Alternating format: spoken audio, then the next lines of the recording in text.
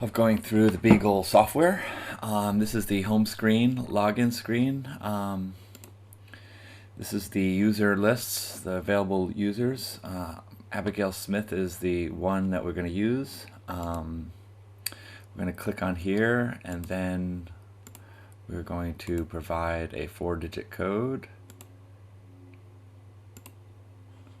and then hit go, and this brings us to the home screen.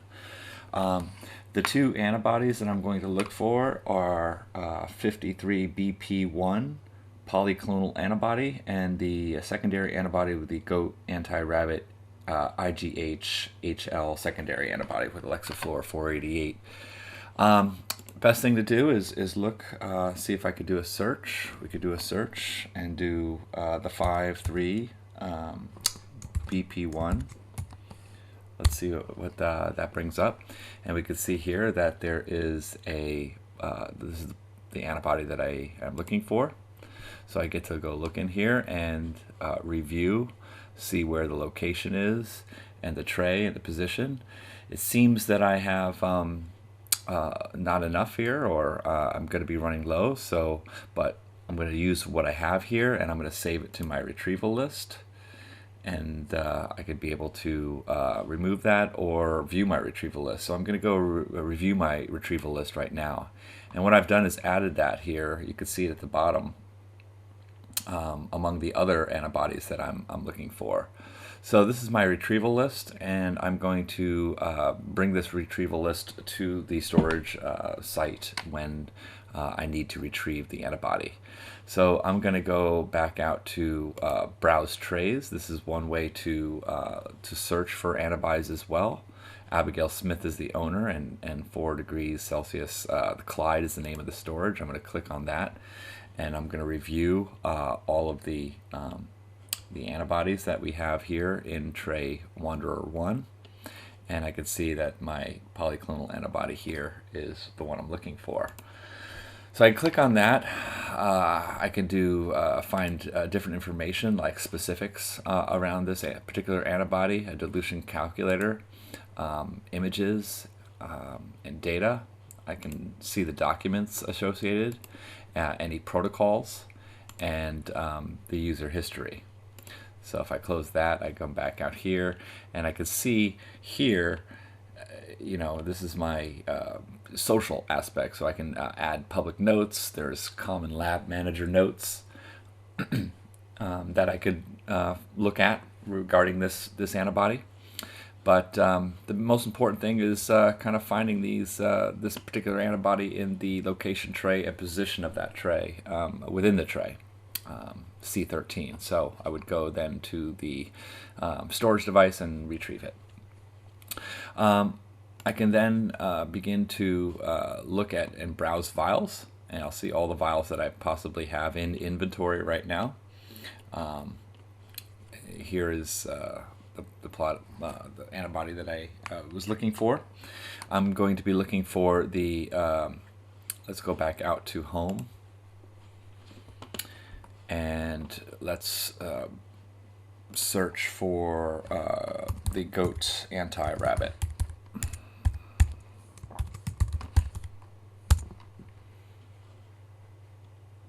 And this should come up.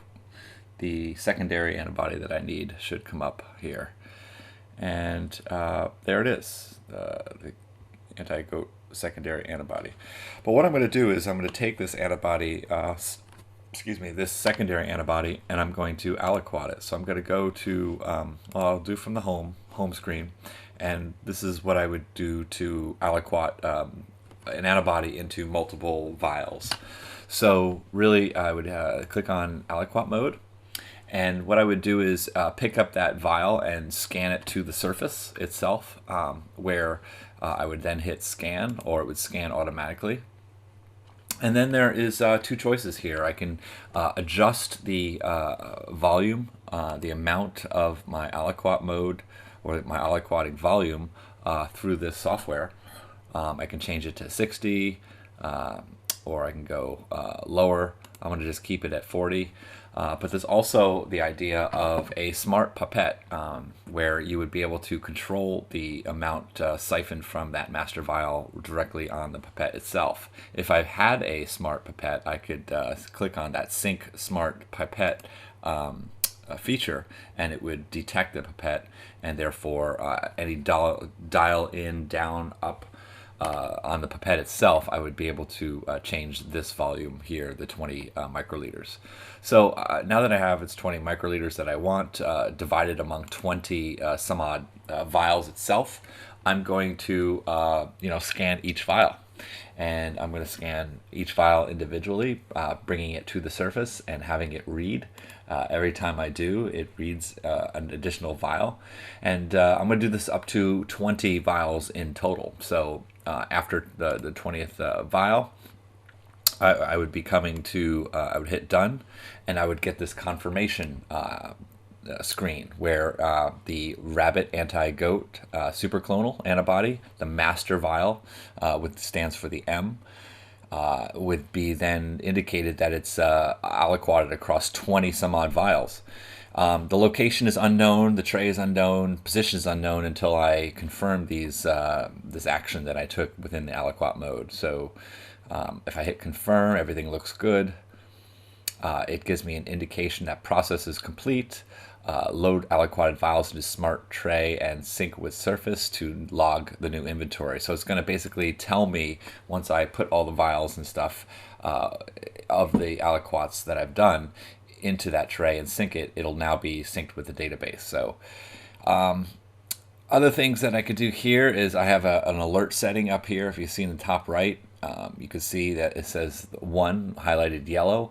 If I click on that, this is an indication that I have a message or a request from another colleague of mine, and I'm going to click on that here,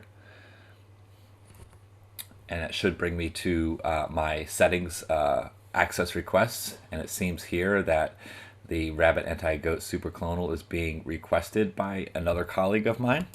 If I click on that further, I can begin to provide that person access or deny access. So let's see, wait for that screen to come up, and what you could do is you can cut out this delay in the screen. So I have a colleague, Ruthie Marcosi, is requesting access to this vial, and she wants rabbit anti-goat superclonal with the Alexa Fluor 488 conjugate. Its location in tray and position are known to me until I approve. If I approve her access, she will have access, and if she will have line of sight into where that vial is and how to get it, or I can deny. But what I'm going to do is I'm going to approve her access to that. So I would hit the access button, and it gives me an indication that your approval has been sent, which is good. And I'll close that by hitting OK. So this is the basic my settings, kind of dialog here. I have my retrieval lists. I have my trays and shared trays, along with the access request that I just fulfilled. This is a way to get to my retrieval list. You saw that earlier in how I can add vials to a list, or a so-called shopping list, so I can retrieve them at a later date. If I click on that, it'll show me what's in my retrieval list. I can then click on any given antibody within here, and it'll bring me to that very product detail page. Except when I get here from the retrieval list, that this yellow bar with the view my retrieval list should be highlighted because it's in your retrieval list. There are areas where I can click on the image and see what the image actually looks like. And this is just a little closer detail of making sure that the vial I have is the right vial. It gives some general information around the antibody, and close that. And it should take me back to the detail page, which it does. So really, everything that the software does, I think I've shared with you here previous. Let me go back to previous here again. I'll go back to the home, and there's another way to get in here is through the browse mode. So if I hit the browse button,